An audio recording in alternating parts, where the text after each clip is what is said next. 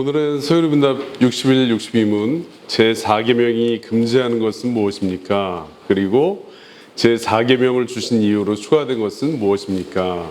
에 대한 부분을 같이 살펴보도록 할 텐데, 특별히 그 전에 여러분들 이 하나님께서 계명을 주신 이유, 그 목적, 우리가 예전에 그 율법을 다루면서 이 부분을 한번 짚고 넘어간 적이 있었는데, 그러니까 중요한 부분이 무엇인가? 왜 하나님은 어떤 것은 지켜라, 또 어떤 것은 하지 말라 하셨는가? 라는 부분을 다루면서 특별히 예수님께서 율법을 주신 이유에 대해서 이제 말씀을 해주신 부분들을 참고해 본 적이 있었습니다. 그게 무엇이냐면 우리 동기가 매우 중요하다라는 부분이에요. 이 계명을 지키는 데 있어서 동기가 매우 중요하다. 그러니까 다른 말로 표현하자면 정말 하나님을 사랑하는 마음으로 이 계명을 지키고 있는가라고 여러분 스스로 질문해 볼 필요가 있는 거예요. 그러니까 내가 이 안식일을 지키는 이유가 무엇인가? 그러니까 주일을 하나님 앞에 예배하는 날로 사용하는 이유가 무엇인가라는 부분을 생각해 보셨으면 좋겠습니다. 제가 이번에 베트남 거의 한 약 일주일간 출장을 다녀왔잖아요, 그죠? 출장하는 그 기간 동안에 한 1박 2일 정도는 제가 개인적으로 여행하는 시간을 이제 가졌는데, 여행을 하면서 이제 베트남에 유명한 그 진주를 판매하는 전문점이 있어요. 근데 거기를 그냥 지나치지 못하고 들어가서 아내를 위해서 이제 목걸이하고 귀걸이를 구매를 했거든요. 제가 그렇게 하는 이유가 뭘까요? 제가 그거를 구매하는 동기가 뭘까요? 아내를 사랑하는 마음이잖아요, 그죠? 아내를 사랑하는 마음이 아내를 기쁘게 해주고 싶은 마음, 아내가 무엇을 좋아할까를 고민하게 하고 그것을 선물하게까지 이끌어 간 것이잖아요, 그죠? 이게 마찬가지로 여러분들 우리가 하나님의 계명들을 순종하는 데 있어서 가장 중요한 동인이 무엇인가? 라고 누군가 질문을 한다면 하나님을 사랑한다는 그 내용이에요. 그게 우리가 소요리 문답 1문을 살폈을 때 강조했던 부분이잖아요, 그죠? 정말 우리에게 안식일을 주신 이유도 하나님이 우리를 사랑하셨기 때문에 주신 거예요. 우리를 정말 우리에게 복을 주시기 위해서 주일을 허락하신 것이거든요. 자, 오늘 내용을 한번 살펴보겠습니다. 제4계명이 명백하게 금지하는 것. 특별히 안식일에 마땅히 행해야 할 의무들을 소홀히 하고 게을리하는 것이 안식일에 4계명이 명백하게 금지하는 것의 첫 번째 내용이에요. 지난주에 우리가 마지막 시간에 그 마지막 부분에서 얘기했을 때 안식일에 적극적으로 해야 할 부분, 거룩한 쉼과 거룩한 실천이 있다라고 얘기했어요, 그죠? 이 두 가지를 게을리하는, 또 이행하지 않는 것, 행하지 않는 것들은 명백한 죄이다. 그다음에 주일, 이런 사람들이 있어요. 주일에 공적인 예배를 다 참석한 후에, 예배한 후에 나머지 시간들, 예를 들어서 이제 우리 교회로 따진다면 집에 돌아가서 4시나 5시 이후에 그 주일에 남겨진 시간들을 자기 멋대로 자기 취미 생활을 즐긴다든지 아니면 정말 하나님과 상관없이 자기 마음대로 사용하는 것 역시 4계명이 명백하게 금지하는 것이다 라는 부분입니다. 이것은 특별히 하나님께서 안식일을 범하는 죄다라고 이제 말씀하고 있다는 거예요, 그죠? 그다음에 이렇게 신앙적인 의무들을 주의를 기울여서 하지 않는 행위들은 또 다른 말로 표현하자면 이 사람이 얼마나 외식적이고 형식적으로 하나님 앞에 예배하고 있는가라는 부분을 볼 수 있다는 것입니다. 그래서 안식일의 목적은 주일의 그 예배의 날이라고 표현했듯이 하나님 앞에 예배하고 또 하나님 앞에 나아가서 그분께서 주시는 복들을 누리는 것이 주일의 목적이다라는 부분입니다. 두 번째, 예배에 게으르고 하나님을 경시하는 죄악을 범하는 것입니다. 안식일에 게으른 태도를 보이는 것, 특별히 습관적으로 예배에 지각하는 사람들이 있어요.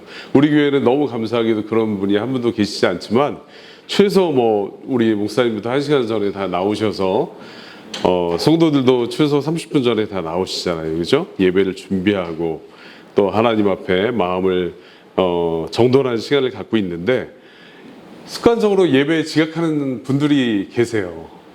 그다음에 예배에 또 참석하지 않는, 주의를 범하는 사람들도 있거든요.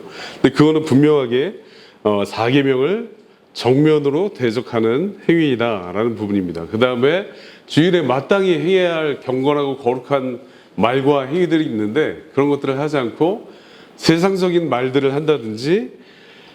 그러니까 제가 뭐 이전에 이제 교회에서 청년부나 중고등부에 이렇게 있다 보면 주일에 이렇게 가요를 막 흥얼거리고 또 이제 아이돌 얘기를 막 주된 얘기로 한다든지 아니면 이번 주에 있었던 또 뭐 주식 투자 얘기 막 이런 것들을 주일에 이렇게 지체들끼리 나누는 모습들을 보면 정말 마음이 이렇게 좋지가 않아요. 하나님이 정말 기뻐하시는 일은 아니거든요. 그러니까 세상적인 그 일들에 대해서 절대 말하지 마세요. 이걸 얘기하는 게 아니라 주된 이야기가 그것이 되면 안 되는 거잖아요. 그죠? 우리 경건한 말을 해야 돼요. 주일날은. 의도적으로 주의를 집중해서.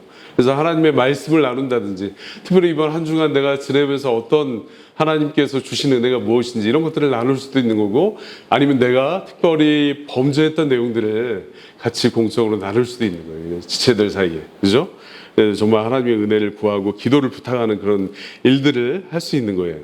근데 이렇게 하지 않는 것들은 하나님의 주의를 범하는 것입니다.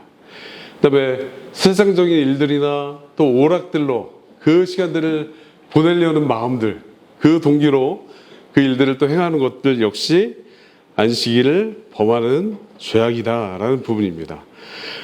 그렇기 때문에 여기 프린트물에 나와 있는 것처럼 안식일의 영적인 복을 누리기 위해서는 하나님께서 명하신 것들에 순종하고 주의 깊게 주의를 가지고 살펴봐야 된다라는 부분입니다.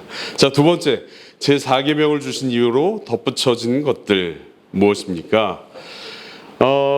우리 하나님께서 우리에게 7일 내내 예배의 날로 7일 다 주신 게 아니에요. 그죠? 6일 동안은 네가 너에게 맡겨진 일을 열심히 충성스럽게 다 하고 그다음에 그 첫 번째, 지금 이제 우리 주일은 일주일 중에 첫째 날을 주일로 하나님 앞에 드리는 것이니까 그 주일은 구별해서 하나님께 드리는 것이에요. 그러니까 하나님께서 6일 동안은 우리에게 자유롭게 하나님 앞에서 우리의 경제활동을 위해서 또는 우리의 학업을 위해서 사용할 수 있게끔 자비를 허락하신 거예요. 그죠? 그렇기 때문에 주일날은 특별히 더 감사함으로 하나님께 드려야 마땅하다라는 부분입니다. 그다음에 두 번째로 하나님께서 친히 자신의 소유로 이 날을 구별하셨다는 부분이에요. 이 주일은 하나님께서 자기에게 속한 날이라고 특별히 구별하신 날입니다. 또 세 번째, 특별히 하나님께서 안식일을 지키는 데 있어서 우리에게 그냥 명령으로만 주신 것이 아니라 본을 보이셨다는 부분이에요. 그죠? 창세 때에 세상을 창조하신 다음에 일곱째 날 어떻게 하셨어요? 하나님께서 친히 안식하셨다라고 말씀하셨잖아요. 그리고 친히 안식하셨어요. 본을 보여주신 겁니다. 자, 네 번째. 하나님께서 이 부분이 또 매우 중요한 부분인데 안식일을 따로 구별하시고 정말 이렇게 안식의 날로 정하셨을 뿐만 아니라 특별히 이 날을 복 주시기로 작정하셨고 복을 주고 계신다는 사실입니다. 여러분들 교회사를 살펴보면 정말 그 평일과 주일에 그 구분점이 이제 드러나게 되는데 어떤 걸 얘기하고 싶냐면요. 특별히 그 주일에 하나님께서 복을 주신다라는 부분을 통계적으로 봐도 명확하게 드러나는 그 내용인데 그게 뭐냐면 주일에 하나님의 말씀을 통해서 거듭난 신자들이 굉장히 많다는 사실이에요. 그죠? 그리고 주일에 하나님께서 특별히 복을 주신다는 의미는 영적인 복락들을 하나님께서 구별하신 날에 풍성하게 쏟아 부어주시는 날이 주일이에요. 주일. 공적 예배를 통해서 선포되는 말씀을 가지고 하나님께서 성령께서 사용하셔서 많은 이들을 거듭나게도 하시고 침체된 이 사람들을 회복하게도 하시고 정말 그 안에 평안을 누리게끔 하나님께서 그날을 복 주신 날이다 라는 부분이에요. 그래서 우리 신앙 선배들은 주일을 굉장히 중요하게 여겼어요. 특별히 선교도 우리 선배님들은 주일을 뭐라고 표현하냐면 영적인 장날이다 라고 표현을 했어요. 영적인 장날. 여러분들 저도 이제 거의 토요일 날 마트에 가거든요. 일주일치 이제 먹을 것들을 사러 좀 마트 가는 거 되게 좋아해요. 개인적으로.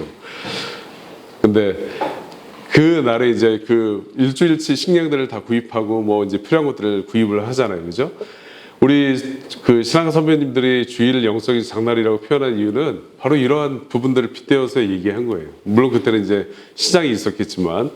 그래서 일주일간 그 살아갈 영적인 필요와 힘들을 주일에 공급받는다라는 의미로 영적 장날이다라고 표현을 했어요.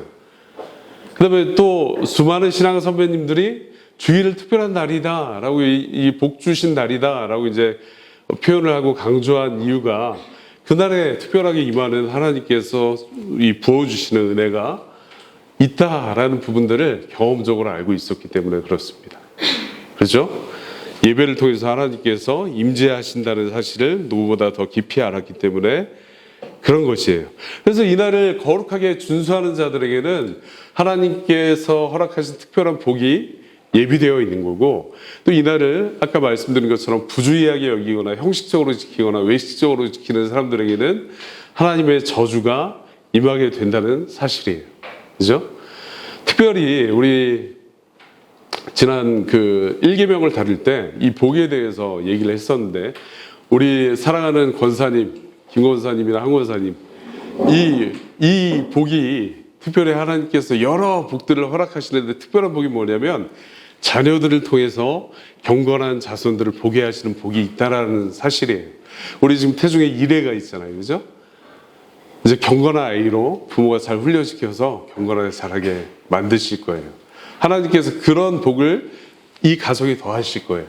그래서 권사님께서 이제 더 나이가 들어가시면서 이제 아이들이 자라는 모습들을 보고 내 아들들뿐만 아니라 내 손주들도 하나님을 신실하게 살아가는 경건한 자녀들이 이어지겠구나 하고 평안하게 이제 하나님 나라에 들어갈 수 있는 거예요. 그 복을 특별히 주시겠다고 계명을 통해서 약속해 주신 것입니다. 자, 하나님께서 특별히 주일날 공적 예배를 통해서 임재해 주시고 성도들을 만나 주신다는 사실을 기억하시길 바라겠습니다. 그래서 성도들이 제일 중요하게 여기는 그 가장 큰 복 중에 하나가 뭐냐면, 여러분들이 정말 그 복을 누리고 있다고 한다면, 그 복이 정말 가장 귀하다는 가치를 느끼고 있다면 이렇게 고백할 수밖에 없을 거예요. 성경의 모든 그 신앙인들이 고백했던 것처럼 나에게 가장 큰 복은 하나님 당신이십니다 라고 이제 고백을 하는 거예요. 여기까지 하겠습니다.